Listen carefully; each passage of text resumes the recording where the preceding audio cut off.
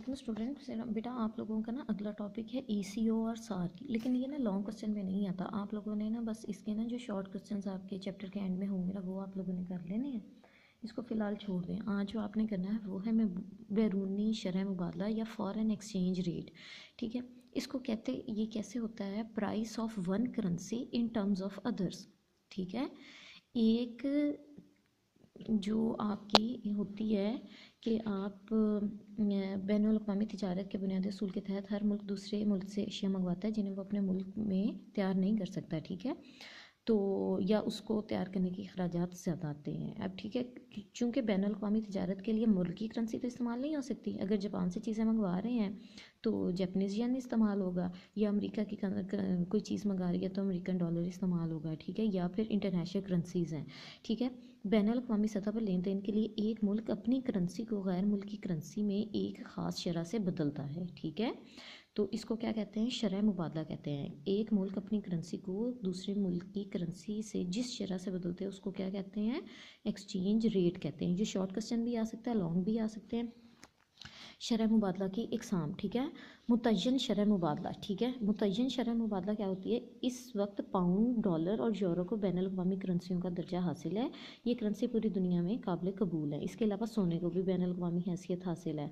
ठीक है, क्योंकि हर मुल्क के लिए सोने के बदले इस मुल्क की करेंसी का तबादला कर लेते हैं। ये शरह मुबादला आमतौर पर मुख्तलिफ ममालिक में सोने की ख़ास मिकदार को दोनों ममालिक की करेंसी की मालियत में देखने के बाद इन करेंसियों की मालियत को एक दूसरे के बराबर करने से हासिल होती है। ठीक है, आपने देख लिया कि पाकिस्तान में सोना कितने रुपए का है, अमेरिका में सोना कितने डॉलर का है।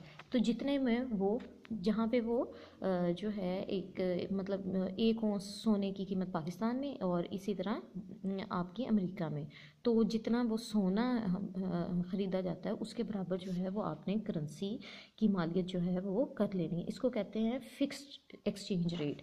फिर तग़य्युर पज़ीर शरह मुबादला, जब मुख्तलिफ ममालिक में करेंसियों की शरह मुबादले का तयन बैरूनी करेंसी की तलब और रसद से हो, कि तलब ज़ाहिर चेंज होती रहती है, रसद भी चेंज होती रहती है।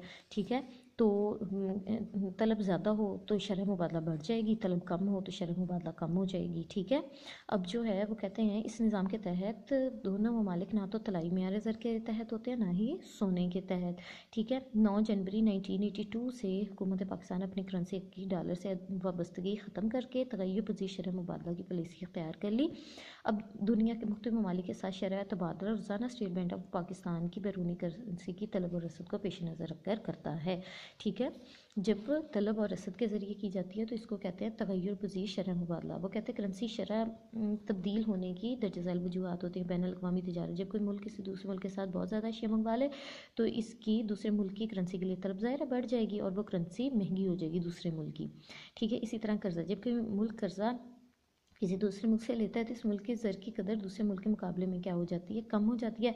मसलन अगर पाकिस्तान कर्ज़ा लेता है तो कर्ज़ा की अदायगी की सूरत में रुपए की कदर क्या हो जाएगी, कम हो जाएगी। करेंसी की कदर कम करना, समटाइम्स हम अपने BOP को सही करने के लिए ख़ुद भी अपनी करेंसी को डी वैल्यू कर देते हैं।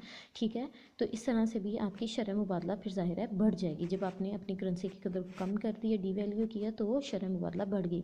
सट्टाबाजी के असरार, समटाइम्स तखमीन या सट्टाबाजी की वजह से भी आपकी जो है वो शरह मुबादला बदलती है, क्योंकि हमें लगता है कि कोई करेंसी को सस्ती हो रही है तो उसको ख़रीद लेते हैं तो वो मार्केट में महंगी हो जाती है।